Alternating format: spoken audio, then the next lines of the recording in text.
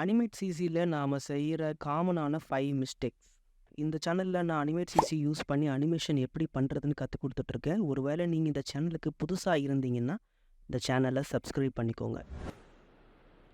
Brush tool use பண்ணி animate சிசியில் நம்ம draw பண்ணுறப்ப ஒரு சின்ன மிஸ்டேக் நடக்கும். என்னென்னா, அது நம்ம இதுமாரி ஜூம் பண்ணி டீட்டெயில்ஸாக ட்ரா பண்ணுறப்போ நம்ம ப்ரஷ்ஷோட சைஸ் வேரி ஆகிறத கவனிச்சிருப்பீங்க.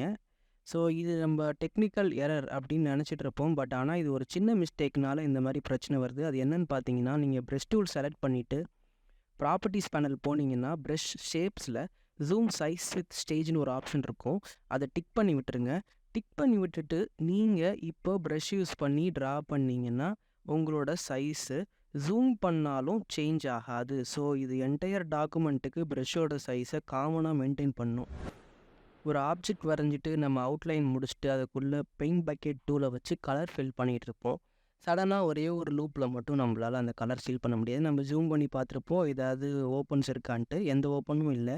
பட் ஆனாலும் நம்மளால் ஃபில் பண்ண முடியல. இது என்ன மோஸ்ட் ப்ராபப்ளி என்ன மாதிரி ரீசனாக இருக்கும்னு பார்த்தீங்கன்னா, நம்ம வரைஞ்ச ப்ரஷ் ஸ்ட்ரோக்கு ஆக்சிடென்டலாக ஆப்ஜெக்ட் மோட் அப்படிங்கிற மோடில் போயிருக்கும். ஆப்ஜெக்ட் மோட்னால் ஒன்றும் கிடையாது. லெஃப்ட்டில் பேனலில் பார்த்தீங்கன்னா டூத் பேனலில் ஆப்ஜெக்ட் ட்ராயிங் மோடுன்னு ஒன்று எனேபிளில் இருக்கும்.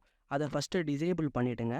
இப்போ நீங்கள் என்ன ப்ரஷ்ஷில் வரைஞ்சாலும் அது டிஃபால்ட் மோடில் வந்துடும். ஸோ இதை மாதிரி இடத்துல இதை எப்படி ரெக்டிஃபை பண்ணுறதுன்னு பார்த்தீங்கன்னா, என்டையர் ஆப்ஜெக்ட்டையும் கிளிக் பண்ணுங்கள். என்டையர் ஆப்ஜெக்ட்டும் செலக்ட் ஆனதுக்கப்புறம் ரைட் கிளிக் பண்ணிவிட்டு பிரேக் அப்பார்ட்னு ஒரு ஆப்ஷன் இருக்கும்.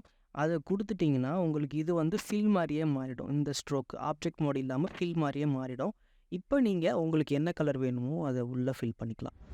நம்ம சில சமயங்களில் கார்ட்டூன் வரைஞ்சிக்கிட்டு இருக்கும்போது என்டையர் ஆப்ஜெக்ட் முழுக்க நம்ம ப்ரஷ்ஷோட சைஸ் காமனாக இருக்கிறத பார்த்துருப்போம். இது நான் ஆல்ரெடி சொல்லியிருக்கேன். இதுக்கு காரணம் ப்ரெஷர் சென்சிட்டிவிட்டி இல்லாததுனால தான். ஸோ இது சரி பண்ணணும்னா என்ன பண்ணணும்னா, டூல் பேனல் போங்க. கீழே லாஸ்ட்டில் பார்த்தீங்கன்னா யூஸ் ப்ரெஷர் அப்படின்னு ஒரு ஆப்ஷன் இருக்கும். அதை கிளிக் பண்ணிவிட்டு இப்போ நீங்கள் ட்ரா பண்ண ஆரம்பிச்சிங்கன்னா உங்கள் கேரக்டரில் ஒரு ப்ரெஷர் சேர்ந்துருக்கும். அதாவது உங்கள் ப்ரஷ்ஷில் ஒரு ப்ரெஷர் சென்சிட்டிவிட்டி ஆட் ஆகிருக்கும். அதனால் நீங்கள் டேப்லெட்டில் எந்த அளவுக்கு அழுத்தம் கொடுக்குறீங்களோ அதுக்கேற்ற மாதிரி உங்களோட ப்ரஷ்ஷோட ஸ்ட்ரோக் இருக்கும்.